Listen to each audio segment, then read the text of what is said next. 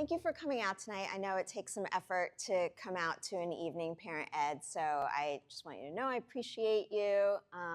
Tell you a little bit about myself before I begin. I'm a digital wellness educator, and what that means is that I help guide parents, schools, kids on living in a healthy, balanced, savvy way in the digital age. And specifically when I speak to parents, my goal is really not to fearmonger. I think there's a lot of that. And it comes from a place that's where there's truth at the sort of core of what you're hearing. But those stories aren't everybody's story. And I think parents are caring a lot, and I really want to help to give you some practical strategies and to bring down the stress and the fear a little bit around this. So that's my goal. I'm also a mom of 2 boys. I have a 15-year-old and a 13-year-old. And I think that's pretty important to let you guys know, because I'm not an exception to the rule in terms of the stress that comes from parenting kids in the digital age. I have to deal with this day to day. I'm sure today I always bring up examples from my own life when I do my talks, because I'm also navigating this, and we're learning as we go. We're writing the playbook. There is no playbook for this. So while you may feel sometimes like you're failing at it, I don't think that's fair. I think you should take it easy on yourself, because nobody really knows. We're just trying our best, okay? Now, that said, I do have a lot of information. Everything I'm gonna tell you is research-based, and hopefully I've got some information and strategies for you that can make the job a little bit easier. So with that, let's jump in. Oh, and we will do a Q&A afterwards. So if you have a question, I would just say hold that question, maybe jot it down so you don't forget, and then we'll address it at the end. So I always start my talks by asking this question of you: when you hear the term screen time, what does that bring up for you? Feel free to just say it. iPads, phones, TVs, video games, anxiety, zone out time. What else? I know there's a lot of feelings that come with the word screen time. Freedom, that's real. Fighting. Brain rot. Yeah. So, I'm sorry? Addiction. Okay, your own screen time, maybe guilt. Yeah, there's a lot of feelings that come up for us as parents just from the word screen time. And often we actually bring those feelings to the table when we're trying to manage it at home. And those feelings can be intense, and they can get in the way of actually partnering with our kids or making decisions maybe together. And so I just want to be mindful of that as we go through this, because the first thing that I want to talk about is making a paradigm shift from one state of mind when you think about how you relate to your kids and screens to a new state of mind, okay? I would like to propose that we go from being screen time police to being our kids' ally when it comes to screen time. And I want to talk about how you do this and why I really believe, after 8 years of doing this work, that that is probably the most important thing that you can do. What does it look like to be an ally, or maybe another word for that is to be a mentor? Well, the first piece is getting curious. So when we are curious about our kids' online world, their online life, we open up doors of communication. When we're not curious, we're shutting something off. And the truth is that our kids, your kids are still young, but some of you may have older kids, and I've watched it happen. They will be spending like 75% of their life minimally in the online world. So we want to be able to communicate about that part of their life, because it's a huge part of their life. We can't just pretend it doesn't exist, right? And then the other part of being curious is that it gives you some knowledge. If you're not curious, you're not going to find stuff out. And I don't mean curious like snooping. I mean curious like, tell me about that. Why do you like that? What are you watching? What's your favorite game? All of these kinds of open questions allow for a conversation. And that's really the starting point of helping to raise kids who are thoughtful in the digital age. So a big piece of that is practicing being open-minded. For me, this was and sometimes continues to be a really big challenge. I see some of the stuff that my kids watch, and I have a real knee-jerk reaction to shame them for it, to say, wow, that's stupid. And I found pretty quickly that when I did that, I think my kids felt kind of bad, and it really just like stopped the conversation. But when I stopped doing that, even though maybe I was thinking it, and I just approached them going like, oh, that's interesting, tell me about that. Why do you like it? Who is that? We could actually start talking about it, and I could start to see their perspective on it.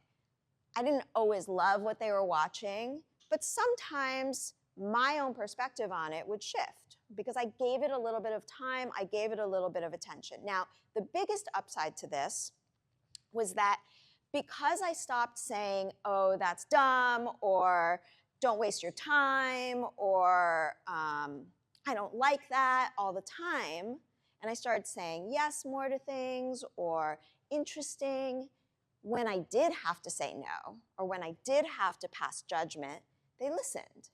They heard me. When it was no or yuck all the time, they kind of weren't listening. But when I say no now, or when I say, I have a problem with that, now their ears are perked up because I don't usually say that. So that's a really big plus side to this. Becoming a role model, somebody said something about their own screen time. This is essential. Our kids are watching us. They're watching you. I mean, obviously, from the time that they're born, they're watching you, right? That doesn't end. They continue to watch you, and they watch you when you don't know that they're watching you. And they don't even know that they're watching you, right? It's almost like by osmosis. They're just like taking in your habits, what's normal in our family. This is how we do things. And so if your tech habits are really poor or unhealthy, they might rub off, right? You're setting the example. So I do think it's important for us, if we want to raise kids who are healthy and balanced, to really take an inventory of our own tech use. Now, understanding, of course, that we're adults and they're children, and much of our lives revolve around stuff that's going on our computers or on our phones, that's understandable. And still, I think many of us could probably create some better boundaries, at least when we're around our children. Okay. And then lastly, I would say being a mentor is also about leading through values. Whatever your family's values are, you want those to extend to the online world. Actually, our values are a very good way to filter a lot of the crap that's coming at us all the time in the online world. If you're not really using your values to filter stuff out, you're going to be hit with a lot of things that go against your beliefs, against ways that you'd like to spend your time, where you'd like to put your attention. But if you're thinking about, this is important to me, or I feel strongly that, I'm against such and such, then that stuff's not going to enter your orbit. You don't want it, right? You want to let in what aligns with your values. And that's something that we can really transmit to our kids, and we can start to talk to them about that stuff pretty young. And one way that I do that, and this is going to come up again later, is by using food as a metaphor. So probably you guys have experienced where your kids will go to like a friend's house, or maybe your house is the house. My kids will go to a friend's house, and they'll come back and they'll be like, oh my God, you should see the pantry at this house. It's like they have candy, and they have Oreos, and they have this, and they have that. And in my house, I just don't have that. I wasn't raised that way, and I don't have a judgment on it, but that's just not how I shop. And can we have that? Can we have that? And I usually say to my kids, like, that's awesome that you get to have that at your friend's house. Go for it. Have it. Enjoy it. that's not how I have learned to eat, and so that's not how it's going to be at our home, but I want you to experience that. So when you're over there, you do that, but in our home, we do it this way, right? So it's similar with screen time. Okay, so let's get into some practical stuff.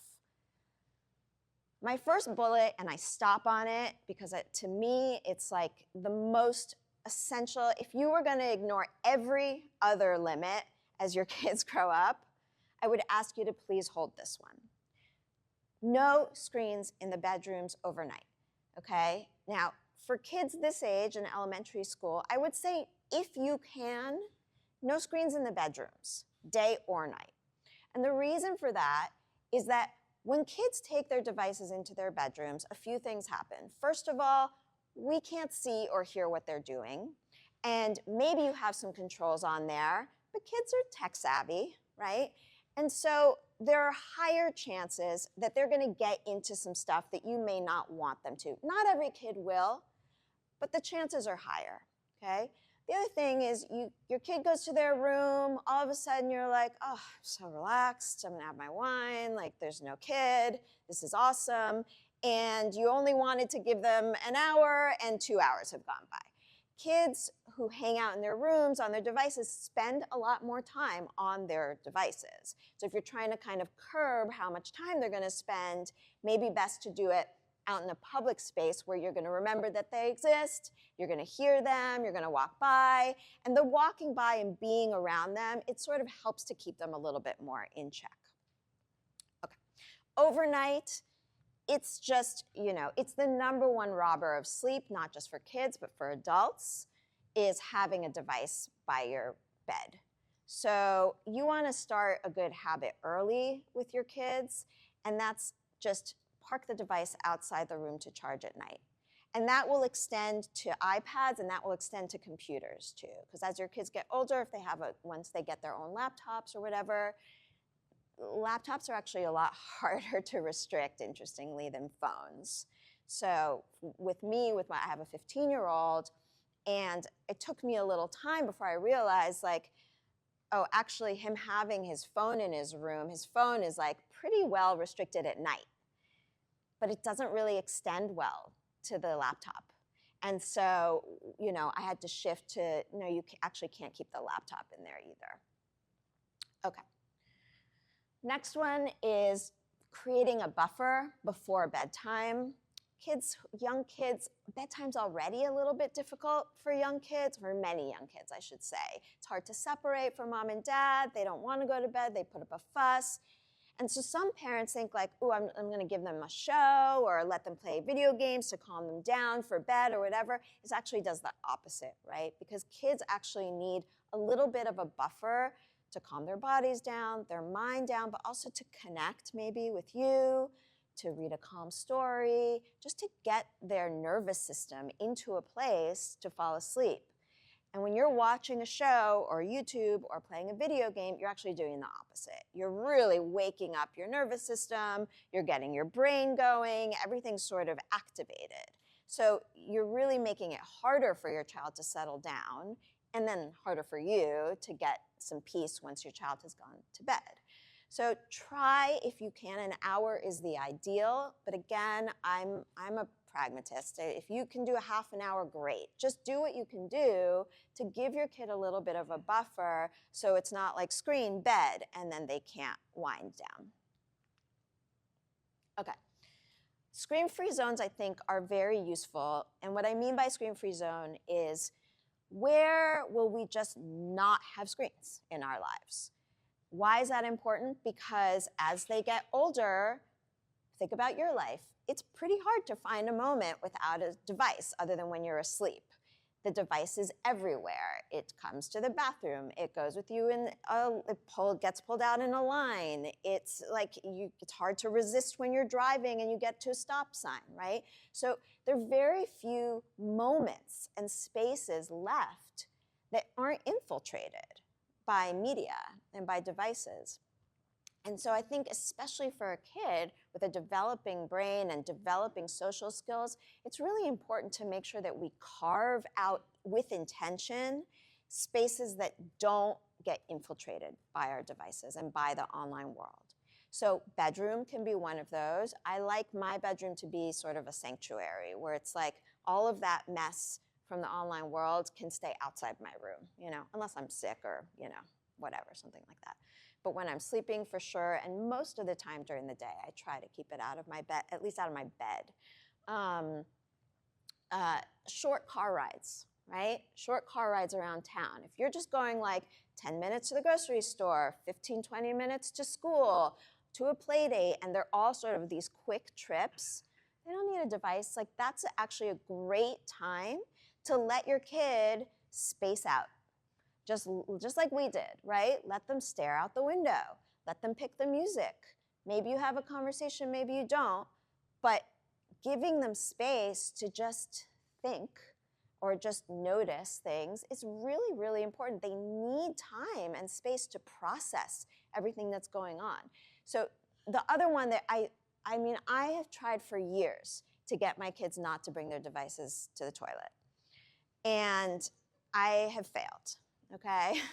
I really, really tried. I do feel like it's worth the effort to try to make this happen, because this is a perfect space, actually, for your kid to just be able to go to the bathroom, for goodness sake, and like think for 5 minutes if they need to, or 10 minutes, and get a little bit of a break. I knew I was going to talk about my kids. The other day, my younger son, who's 13, I guess I knew this was happening, but for whatever reason, I didn't like really clock it, which was that he takes his computer with him into the bathroom. And I'm like looking at the clock, and it's been 30 minutes. And I'm just thinking like, I don't feel great about this. This feels really unnecessary. And there were a couple ways I could have gone about it. I could have just said to him like, hey, no more device in the bathroom. Done. But the way that I approached him was I said, hey, can I talk to you about something? It's kind of about screen time, but it's kind of not about screen time. And he was like, sure. And I said, I'm thinking about what I really love about you. And one of the things I really love about you actually is your mind and the way that you think about your day, your interactions, and then you talk to me about them, and the way that you're sort of analyzing things or processing ideas. And I'm always so interested in the way you think about things. But I feel like in order to be that person, you need space to think about those thoughts. And I was just noticing that you don't have a lot of those spaces left anymore. And I was thinking one place where you could actually have a space to just process ideas and thoughts is when you go to the bathroom. And because I approached him that way, he was like, yeah, that makes sense. And like, that was literally it. Now, is every kid gonna be that reasonable? Maybe not. But I think that he heard that it was reasonable what I was saying. And I was sort of telling him, like, I think you want to preserve this part of yourself that's so special. And what it's going to take is you allowing yourself to just be without entertainment for a little bit here and there. And he's been doing pretty well. Like, there's a couple times where he's like, I forgot. But actually, he's come to me proudly and said, like, I haven't brought the computer in the past few days, So I felt good about that. Anyway, that's an example of trying to establish a screen-free zone. And then my last screen-free zone that I really, if you have family dinners, that's a place to try to keep screen-free. Family dinner is just a good place to sit and talk about your day, ask questions, get kids to practice their social skills, which they need, and also just be mindful of eating. It's good to be mindful of what you're eating. So that's a good spot. This goes without saying, but as kids get older and more of their social life moves online, sometimes they kind of stop making efforts to see other friends because they feel as though they're connected because they're texting or whatever. But really, those connections, it's not that they're meaningless, they're meaningful, but they don't replace in-person connection. You need to see people's eyes, you need smells, you need touch, you need tone of voice, all of these things. Kids need that to learn how to socialize. So just keep an eye on that. You want to make sure that you're helping your kid to continue to socialize in person. I'm going to get into this in a little bit more detail, but I want to urge you to try to limit the amount of screen time binges that happen on a regular basis. So not my kid's homesick from school and they watched 6 hours of TV. That's fine. They're homesick. I really don't want you to worry about that. I'm talking about every single day my kid comes home and it's 3 hours of YouTube, right? Or it's 3 hours of video games, or it's, 2 hours of video games straight to a Netflix show, straight to, right? These sort of like long stretches of stimulus. And I'm going to get into why, but I want to urge you to try to avoid that. Obviously, give preference to positive educational content and try your best to avoid over-sexualized or violent content, especially for kids this young. They get exposed to it accidentally, but we want to do our best to try to set some limits or restrictions on the devices that they use so that they're not mistakenly exposed to this stuff. Okay, so I'm talking about these binges. Let me back up a little bit. This is a really important point, I think. We use this sort of bucket term of screen time, but actually there isn't really one screen time. I mean, there's a lot of different ways to be on a screen, and some of those are not good for us, and some of those are fine. And I don't want you as parents to be really worried about your kid being on a screen all the time if most of what they're doing is like the stuff in the blue column, okay? So this is important for you to sort of maybe take down a little bit of your stress or to assess how your kid is using their devices. So in the red column, I have the type of media that I do want you to be mindful of and I do want you to limit.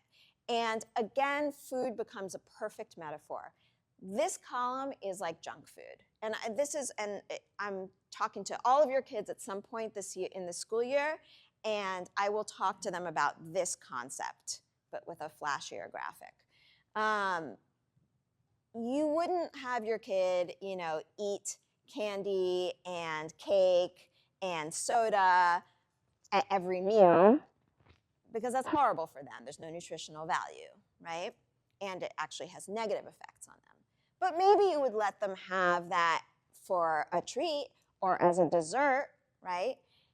So when I talk to kids, I go like, I don't think you would eat this stuff at every single meal. And they get that because they understand there's no nutritional value in that. But do you want it as a little dessert? Yeah, okay. The stuff that you want as your main course is like this kind of stuff, right? So the bulk of what you do on a device should be stuff that somehow adds value to your life, right?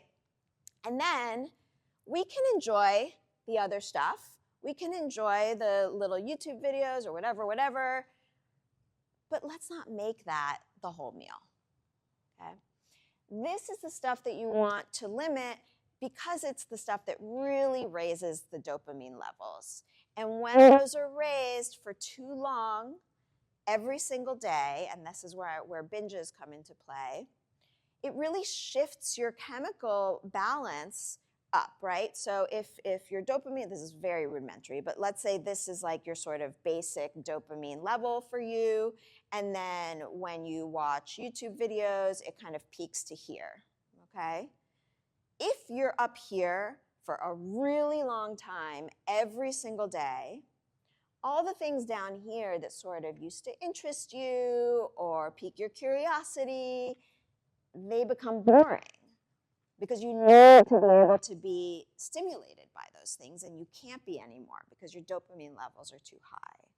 And so our dopamine levels rise and fall all the time. It's not just video games that raise your dopamine levels. Delicious food, a hug, whatever. There's lots of things that raise your dopamine levels. The problem is when you're doing something that's really raising them and then it's keeping them there so that you're at this sort of new level. And this is why a lot of times you see kids come off of devices and they have a meltdown, right? Because when you pull a tablet away, there's a chemical reaction that's happening in your kid's brain. Whatever chemical just went up, it's going to have to come back down to homeostasis, to balance. But before it gets to the balance, it dips below. So it goes from up here, down here, and then it finds its way back to normal. And the down here is the tantrum. Okay? So this is why you need to have, especially for younger kids who, that prefrontal cortex is not fully developed, so they really can't regulate themselves well yet. We need to help them to regulate. Don't expect your child at this age to be able to just follow your screen time rule and you walk away. Don't expect it. It's not going to happen. It's an unfair expectation, okay? Instead, understand that they're going to have this chemical reaction, and we are going to have to help. If we're handing them the iPad and we're saying, yes, you can do time on this device that's going to raise your dopamine, we can't really get angry at them when their brain reacts to the dopamine. We have to help them come off of it. So the first thing you want to do is you want to set whatever limits your family's going to have and be consistent. When you're inconsistent, that's really hard for a kid. They don't know what to expect, and so they're going to push boundaries, and they're going to test it out, and you're going to get frustrated, then they're going to have a meltdown because one day you said yes, and the next day you said no. So you want to try to be consistent. Then you also want to have some kind of maybe like a visual timer or something for them so that they can gauge like where they are in that amount of time that you said they could have, because it's hard for them to keep track of time. And then you also want to give them a heads up. So I'm sure most of you have tried screaming across the house, screen time's over, put it away. Raise your hand if that works. Yeah, it doesn't work. It doesn't work. Don't expect it to work. It won't work. So instead, this is what I recommend. Give them a heads up, maybe 15 minutes before time is over. Hey, don't forget, time's going to be up in 15 minutes. This is important. Don't start something new now that's going to go over 15 minutes, because then you're going to be really bummed out to stop. So I try to teach my kid that, right? Like, you don't want to be pulled away from that in the middle, so don't start something new now. Next, go up to them. Oh, and when you give them that heads up, don't yell it across the house. You got to go up to them. You got to make sure they see you and hear you, and if you can, like, touch them. Okay? Because otherwise, you know how it is when you're on a device, like you're kind of listening, but you're not really listening, okay? So make that contact. Then maybe 5 minutes before it's time's up, go sit with them if you can, okay? It's not always possible. If you can, this is the time to sit and be curious, right? Make contact, maybe a little snuggle. Remember, that actually raises dopamine, touch, okay? So sit with them. Ask them about it, get curious. Hopefully it's not something you hate too much. And then when time's up, you'll say, okay, time to wrap it up. We're not going to grab it out of their hands, right? We're going to help them to ease off of it. Maybe you want to have a little snack that they like there. Do something to help ease them off of that. It's hard to come off of something they're loving into just like a void of nothing. And it's even harder if the next thing you have scheduled is something that they hate. Really. So like if the next thing is homework, you're going to get a tantrum. If they hate a bath and that's next, you're going to get a tantrum. So you just have to think a couple steps ahead of like, how can I make this transition just a little bit easier for them? Does it work for every kid? No, it doesn't. Kids have different brains. It works for a lot of them, and it certainly can make it a little bit easier. Okay, so your kids are pretty young. I don't know how many of them are texting, but they will be soon if they're not yet. Texting's not innate for kids. They're very bad at it. Raise your hand if your kids are texting. Okay, so they don't tend to be that good at it in the beginning. It's really on us, I think, to try to lead the way here, to teach them some of the etiquette. we might not even know that we know etiquette around texting, but we do. We sort of know, like, these are boundaries, right? Or don't ghost someone, don't say something you wouldn't say in person. Like, these kinds of things, we have to teach them. You know, they're not just going to know. For them, it's like a magical thing that, like, they get to talk to their friend right here whenever, right?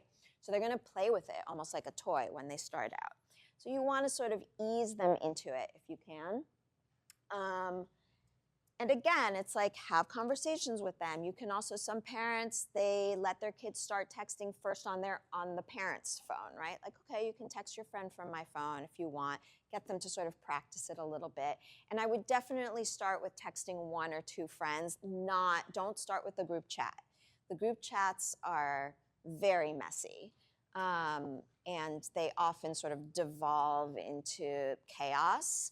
So I wouldn't start there.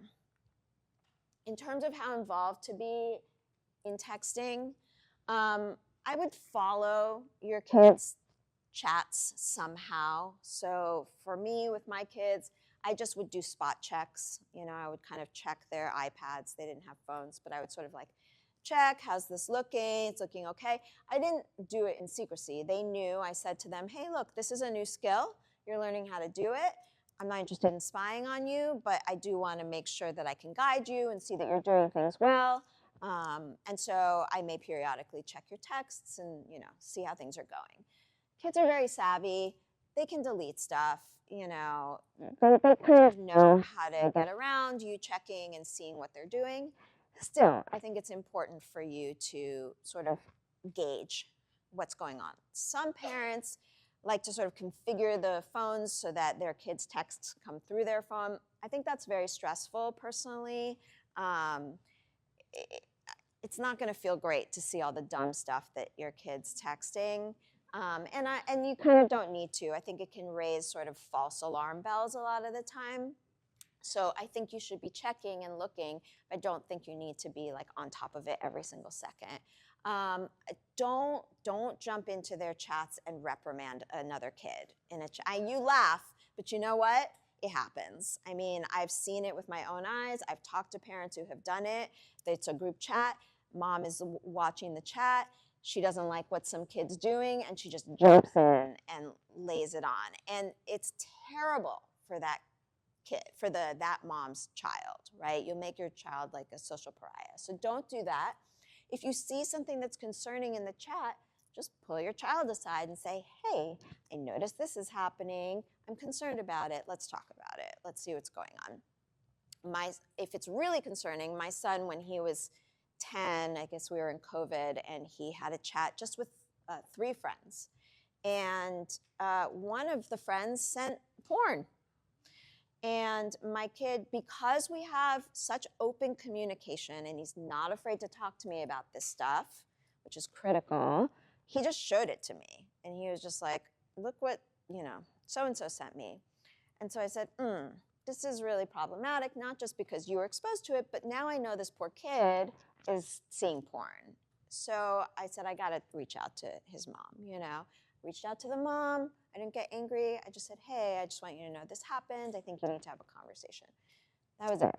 So you can sort of work it out with your kid. A lot of times kids don't want to tell you stuff because 2 fears. 1, you'll take the thing away, or you're going to make it into a big deal and they don't want that with their friends. So you may want to kind of talk to your kid in advance about, like, what are the rules going to be around this? You know, are we going to work on this together if something comes up? Or I promise I'm not going to go talk to someone without coming to you first, that kind of thing.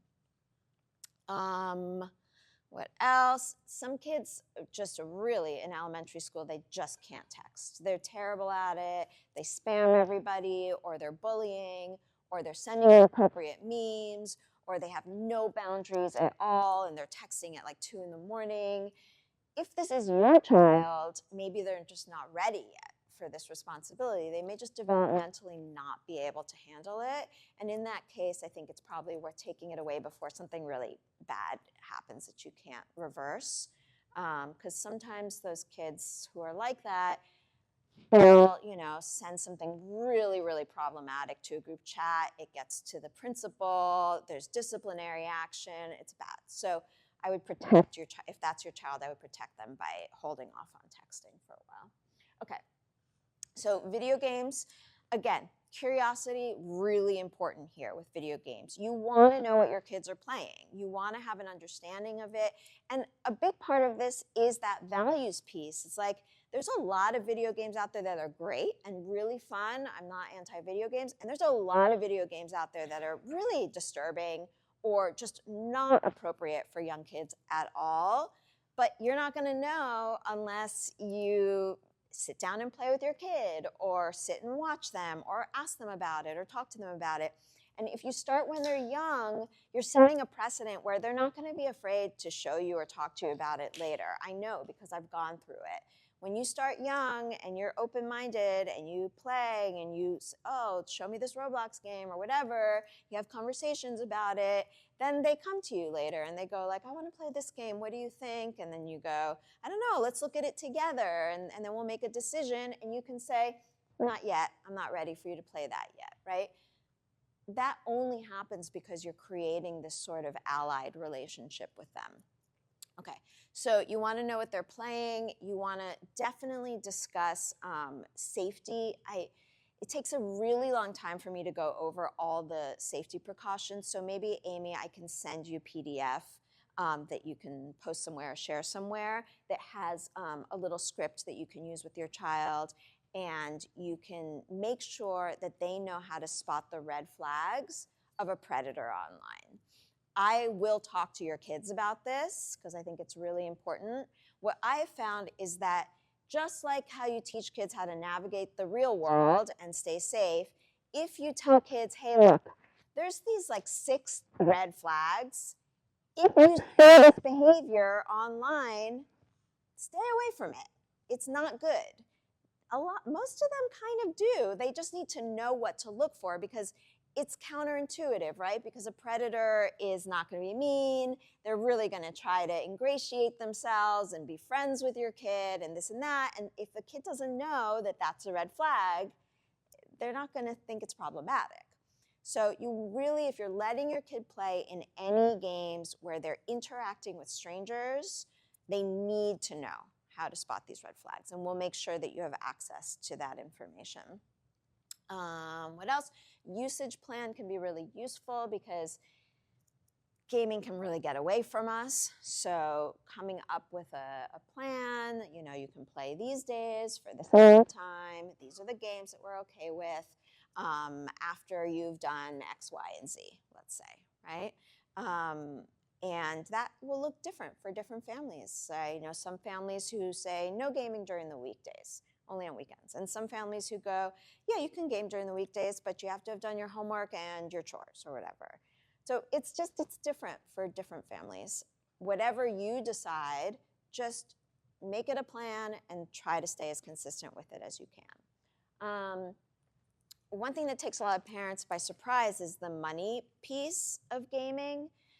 Gaming makes its money in game now, right? Most games you're not paying for, they're free, but then within the game, there's all these opportunities to buy things or level up by paying for them. And so kids are very much incentivized by the game to spend money in there, and it becomes social capital, right? Like, oh, I have this skin, or I have this level, or this upgrade. So you do want to sort of, if this is an issue in your home, you do want to address it. Either you decide, I don't want you to spend any money in video games, and that's that, or come up with some kind of plan, because it can get away from you. I know some kids who've spent hundreds of dollars, their parents didn't even know that their card was connected to the device somehow, and they're just like pressing buy, and it can be hundreds, thousands of dollars.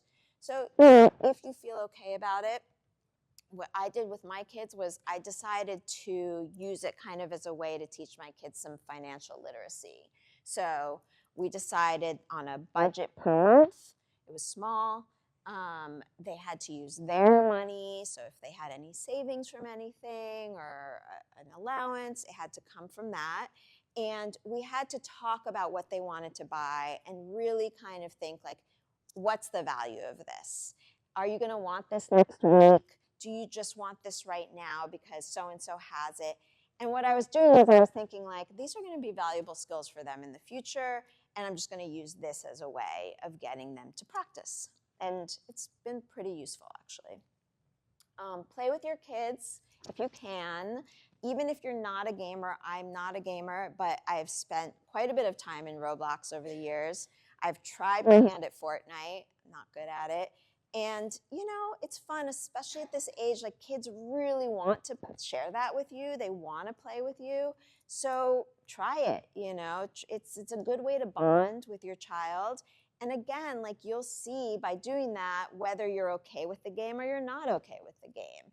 If you're not playing it, you don't really know. One thing I realized, and I never would have realized this had I not played the game, it was some Roblox game a long time ago. And Roblox, there's a lot of problems with Roblox, but we don't have time to get into all of that. But I was playing a Roblox game with my child and sort of roaming around this world. And then all of a sudden I could like grab these wings and I could fly somewhere else. And there were people having like a party somewhere and all these things were happening. I could create a restaurant of my own.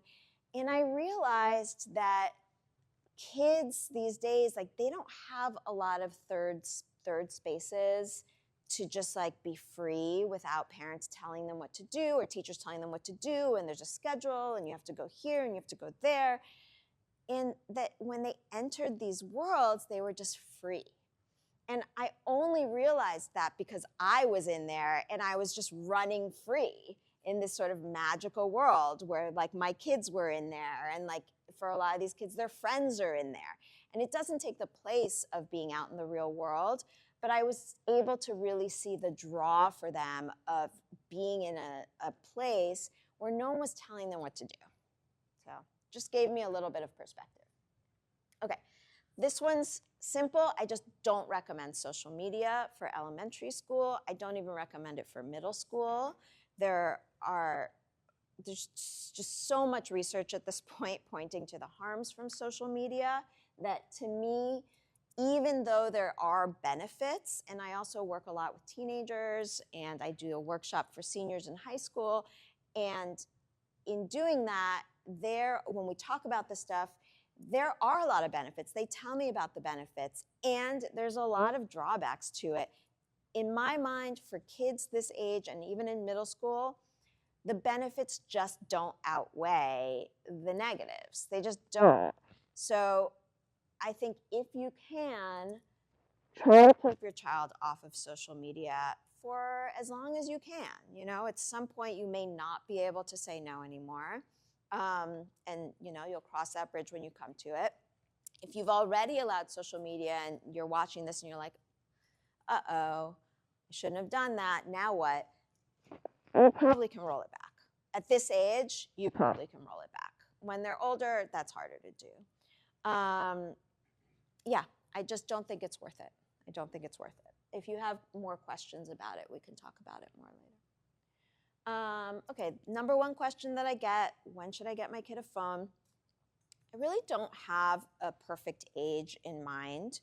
I know with the Jonathan Haidt book, there's a lot of, he suggests, I think 15 for a first phone.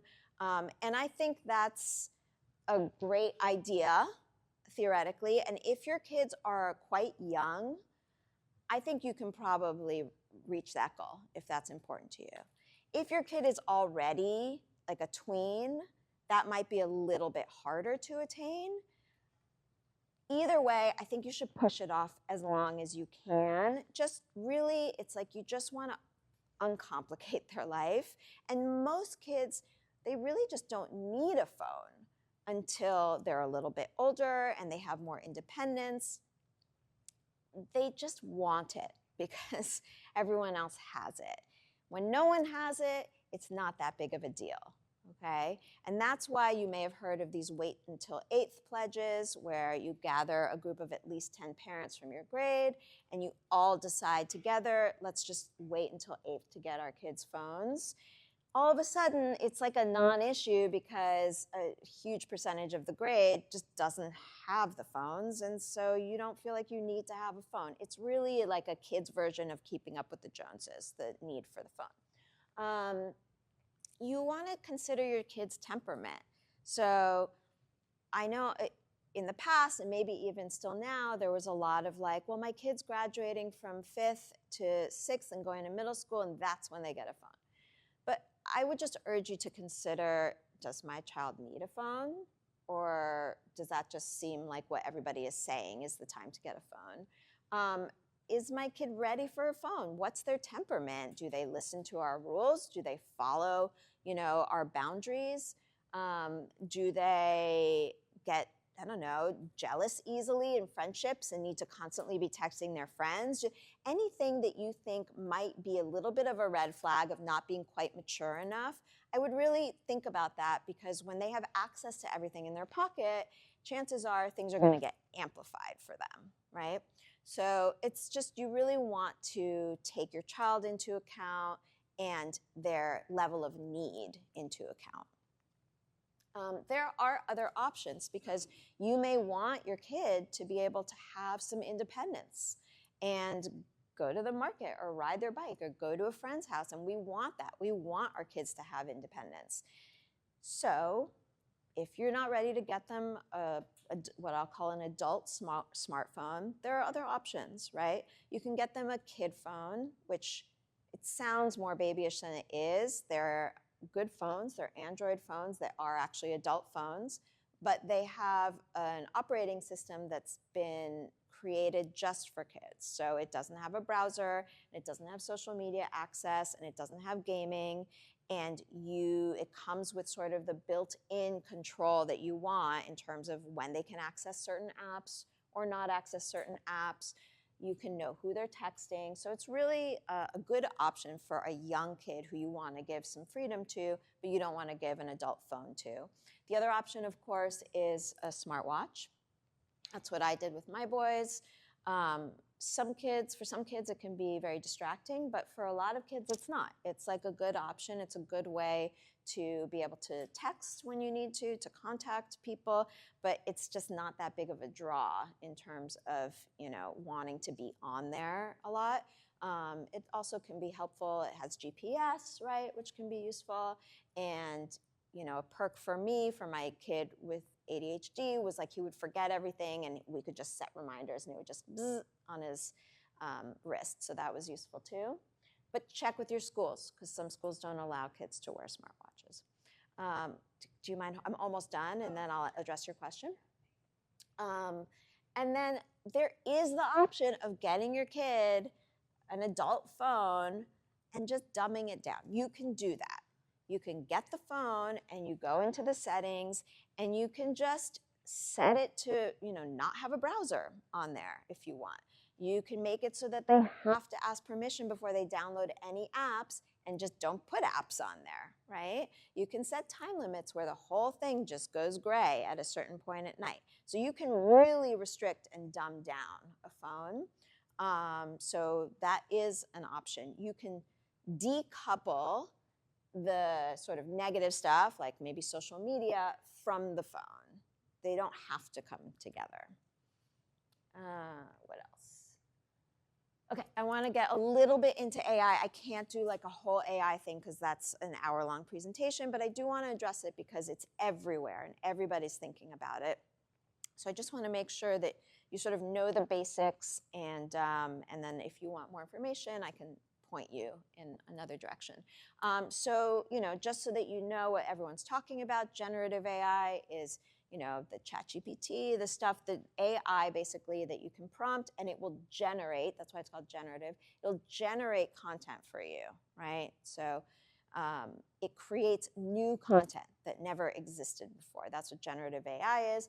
And then chatbots, which are coming up in the news a lot, they are a form of generative AI, and they are what it sounds like. They are bots that you can program or build or design, in many cases, to be what you want them to be and to communicate with you either as a friend or as an assistant or however you want to sort of interact with them. Okay, So just some basics on why AI can be very tricky, and for all of us, I should say, but certainly for kids. The first one I would say is bias, because AI has to be trained on the information that's out there in the online world.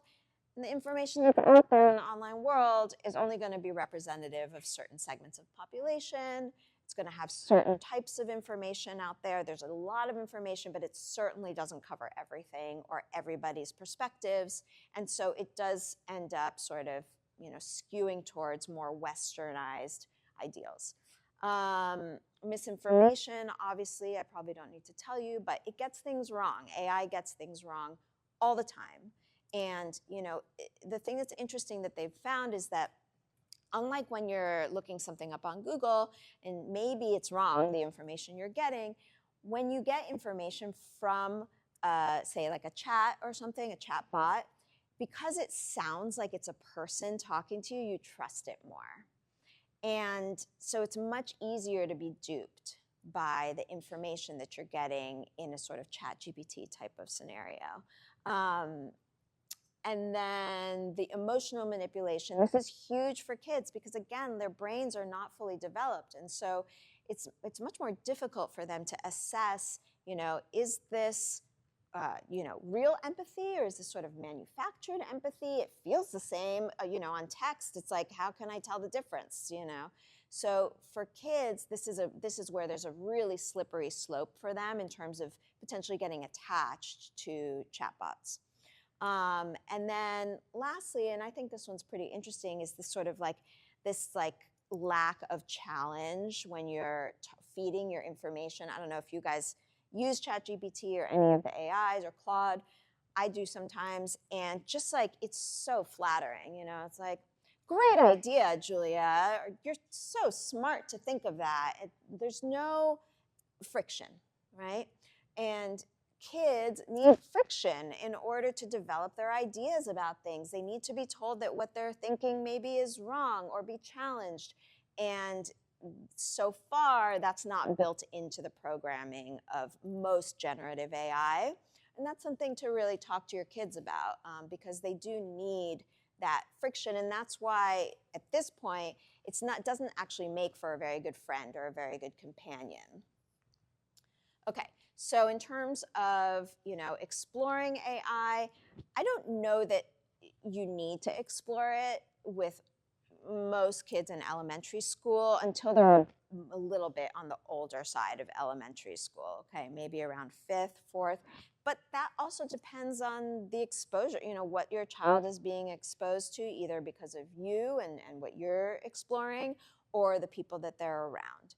When the time feels right, when it appears to be coming into their life, I would recommend exploring it together.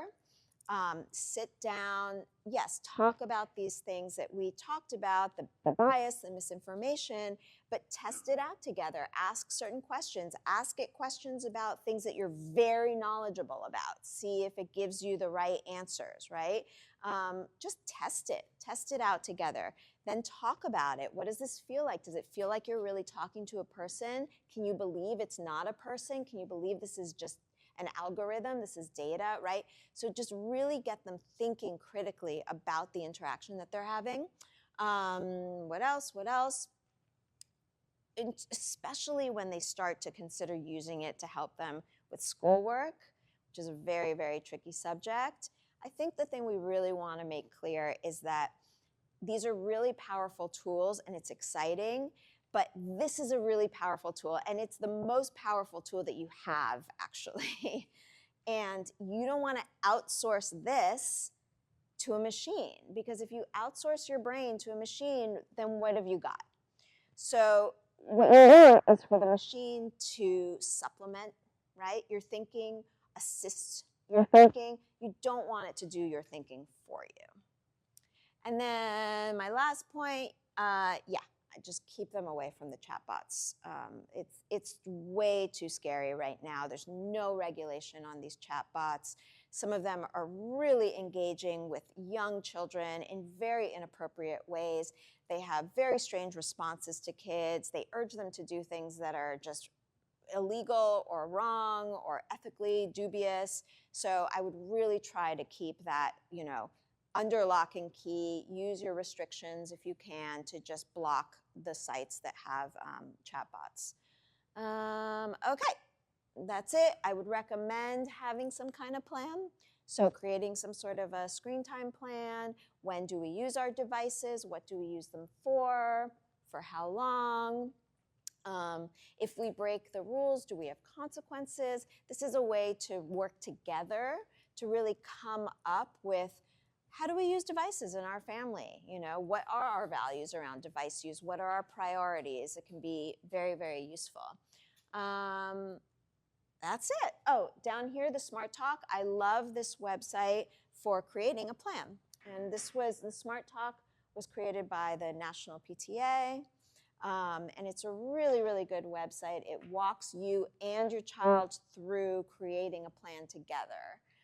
It prompts you with really interesting discussion questions to sort of get you guys talking about screen use.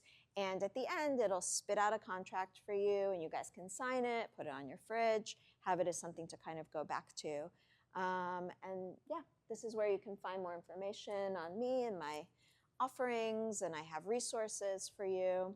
And that's it for me. So we can open it up to questions.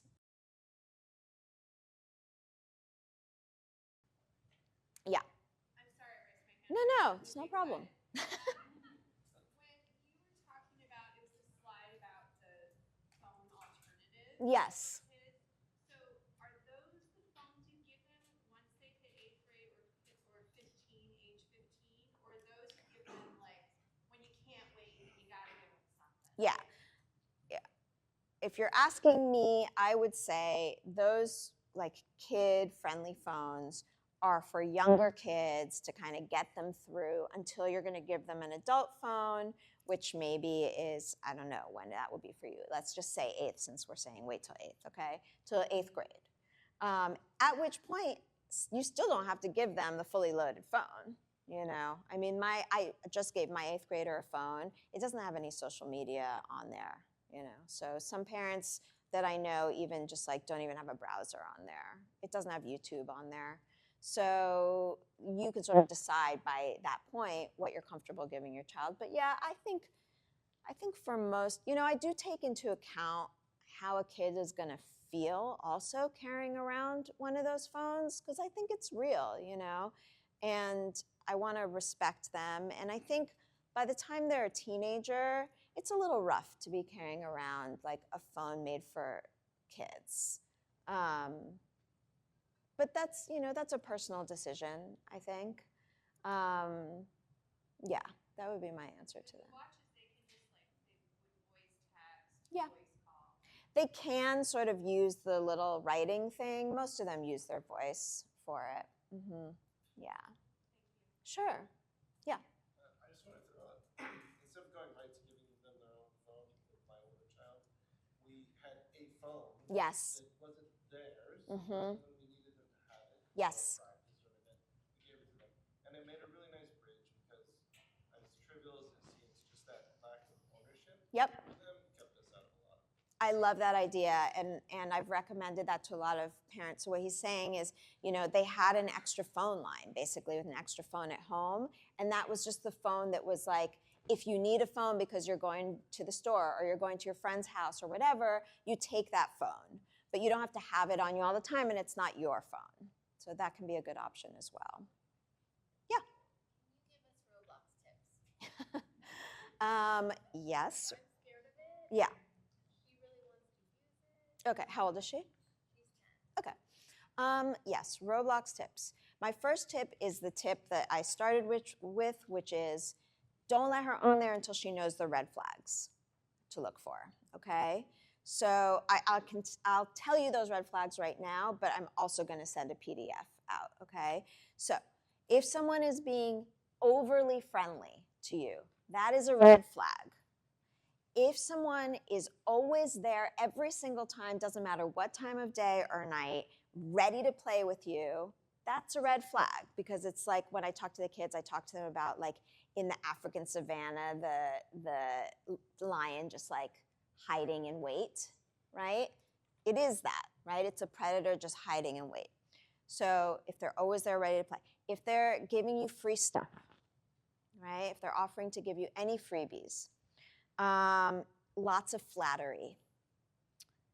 If they want to chat with you about your life that has like nothing to do with the game. If they want to chat with you on a different platform. And obviously, if they ask you for any pictures of yourself. Those are the main ones, okay? There are some others, but those are sort of like the big red flags. And if once you explain to your child, you would first have to explain to them what grooming means, okay? And again, I have that all written out for you. But that's what they're doing, right? They're grooming, which means they're trying to establish a connection. When kids really understand that and like you print out the red flags and you have them, they'll notice it when it's happening. So that's the first piece. Roblox actually has some pretty good parental controls.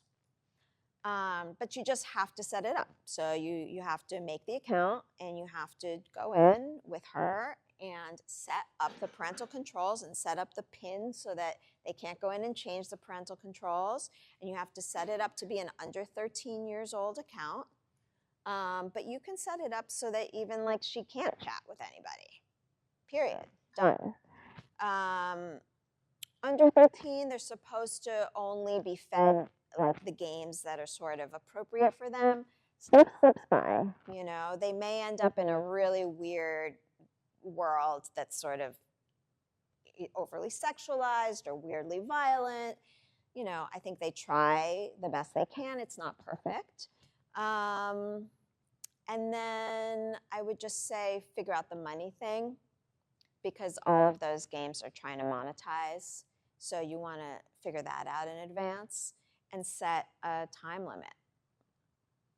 And then the other thing you might want to do is have her play like with other friends, right? Like on FaceTime or something with other friends. Because I always prefer, I mean, gaming should be social, and that's the best way to game, is to game with friends. The problems kind of arise when you're just playing alone all the time, right? And it's sort of taking the place of social interaction. But when it's sort of an adjunct to your friendships and something that you do together, you know, Roblox, it has a lot of problems. There are obviously lots of predators on there. And some parents would rather just their kids not even touch it. But I sort of think that if it's done properly and if you have the right safeguards and if you're talking to your kids and really having conversations about how they want to keep themselves safe and keep the game fun, and if you go in and see what they're playing and play together, I think you should be able to guide her fairly well. I was able to with my kids. Yeah. Help me figure out what to say to my son when he asks, can I do this thing? All my friends are on the group chat. If I don't participate, I'm going to lose my friends. Why can't I be on it? I always struggle with what to say. There's got to be a good answer. How old is your son, and what is it that he wants to be a part of? Well, he just turned 12, and like all the boys are on this group chat except for him. Okay. I think it's an email group chat. It's probably not email. They don't know how to email. It's probably it's probably just a text chat, I guess. Well, the first thing I would do is find out where this chat is happening, because you need to know that. And who's on it, or is it people that you know and who you like and who you trust? 12 is an okay age to be texting with friends. And it's an okay age to be navigating group chats and figuring that out just with your guidance and with you setting clear expectations about it. But, you know, once your kid gets to middle school, their priority in life is their social life. There's nothing is going to be more important to them, and nor should it be, because that's developmentally appropriate. Their status in the social circle is very important to them, and it's meaningful.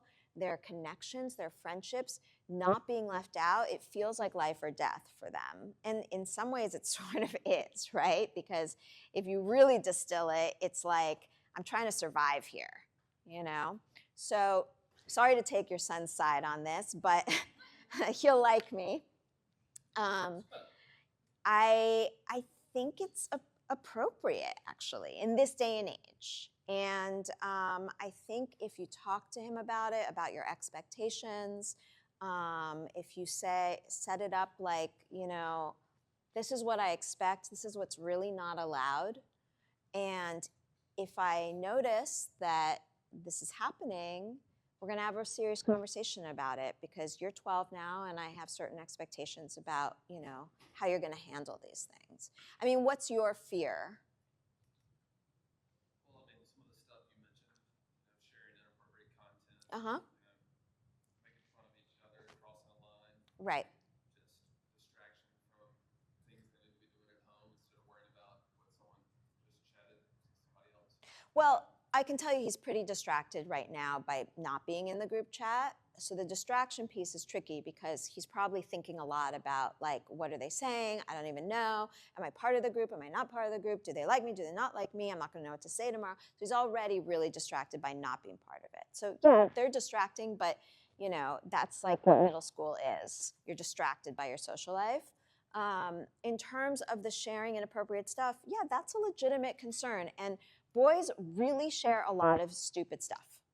They really do. I mean, it's mind-boggling. I think you have to mentor them around it. You just do, you know? You have to explain to them the potential consequences of sending something that could, you know, spread like wildfire and get you in trouble. That, you know, your reputation is going to precede you, that people can take screenshots. And sometimes they may get in trouble or they may get exposed to something inappropriate, and they'll like figure it out, and you'll help them figure it out. And you can, he's young enough that you can spot check those texts, you know, once he goes to bed or whatever, and just be like, how's this going? You know, and if you see something that bothers you, you can say like, I don't love this. I want to talk to you about it, you know. Sorry. Yeah. For the, you know how you have the list of good stuff? What would you say of making iVideos? Of what? iVideos, what are they called? Where they take videos and make iVideos. Oh, I mean, I think any sort of creative endeavor is great, you know. I don't think, you know, the device itself is like not really a problem. It's just how you're using the device. So if they're spending 2 hours making a movie, that's pretty cool. You know, I'm not going to keep my kid from using their iPad if they're making a movie for 2 hours, but I am going to keep them from playing Call of Duty for 2 hours. They're just not comparable activities. They both happen on screens, but they're not the same. So if they're making a movie takes thought and planning and editing and, you know, all of these things. So I think it's okay. I mean, unless the content is problematic. But if the content isn't problematic, I think it's a fun way to spend your time. Yeah. Are you familiar with Locket? Yes. How do you feel about that being an intro to social media? Wait. Is it what I'm thinking of? Tell me again what Locket is. I have an older one too, so if this is not appropriate in this forum, The one where you take a picture of yourself and you share it? You have 20 friends. Yeah. You only have 20 friends. Yeah. There's no outside influence. Yeah. I know what it is. You can explain it so people know. Okay, so Locket is, and it's very big within the middle schoolers, is you can only have 20 friends, and there's no outside influences coming in. You can like and heart the interactions. You can take pictures.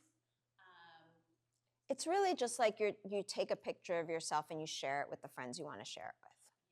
Yeah. Instantly. That's basically what it is. It's like it bypassing like texting it to a friend. It's just an app where you send it to your friend. I actually have it with 2 of my best friends, and it's kind of fun. I don't think it's too problematic unless for whatever reason it's causing, the only thing I can imagine is that maybe it would cause some jealousy if some kids are getting, more of the locket pictures than others. So I think it might just sort of extend any dynamics that might be happening in the group already into that. You can talk about that in advance of getting it and say, hey, there's a couple things I can imagine maybe becoming an issue. And I just want to talk about it with you. Like, what do you think you'll do if this happens? Let's think it out in advance so that if it does happen, maybe you have a game plan, or you're not like caught unaware. And then you can always say, like, if you feel like it's making you feel bad or, yucky or jealous, I'll check in with you and we can get rid of it. Because again, it's like what I really want you to do is to get your kid to start to think about these things for themselves. If you're just doing all of the thinking for them all the time, then they're not really integrating the lessons that they need in order to navigate this world on their own as they get older. Yeah. Give me recommendations on reasonable amount of screen time per day for weekdays and weekends. How old? 10 and 14. Big difference between 10-year-old and a 14-year-old. Because a 14-year-old is just going to have so much more of their world happening online in so many ways, in terms of school, in terms of social life, even for some kids in terms of like sports, like community, so much stuff. A 10-year-old less, So I think at 14, it's a little hard to make like clear delineations of screen time because so much is happening on their devices that like at 14 you can't say, well, you can text for half an hour a day. That's like if someone said that to you, like, what are you talking about, right? That doesn't work. Okay, I need to do this. I want to chill out. I want to watch this. And so it's very hard with a 14-year-old. What I think you can do is you can say, I want it shut down at this time.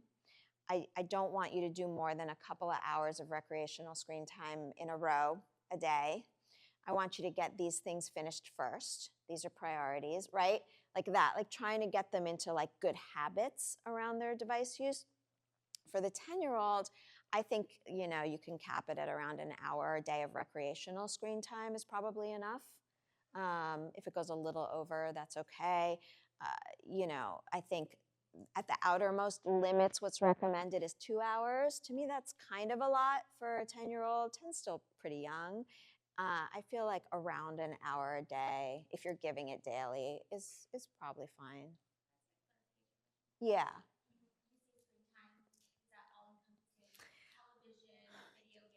Yeah, that's what's hard about it, right? Is that like they kind of don't all affect our kids the same way. Again, like I feel it's such a different experience if your kid spends an hour watching YouTube Shorts or an hour watching a Netflix show that has a narrative and consistent characters and is building an arc, and right? It's just such a different experience for their brain.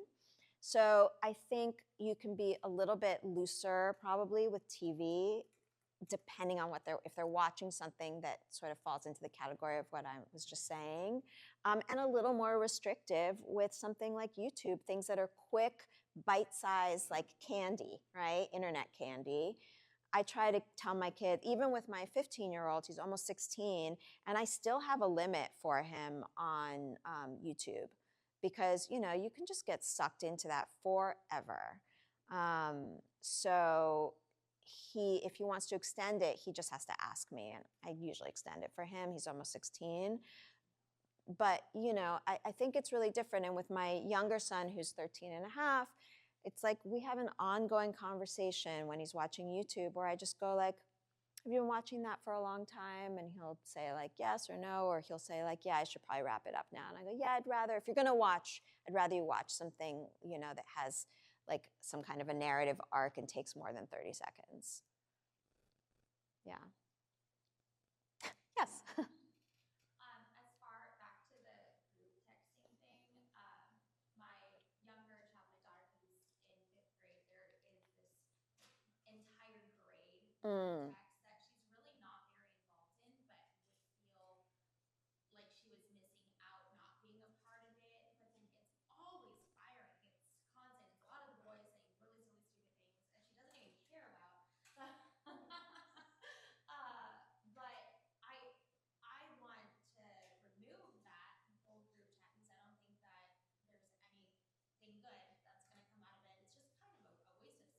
Yeah.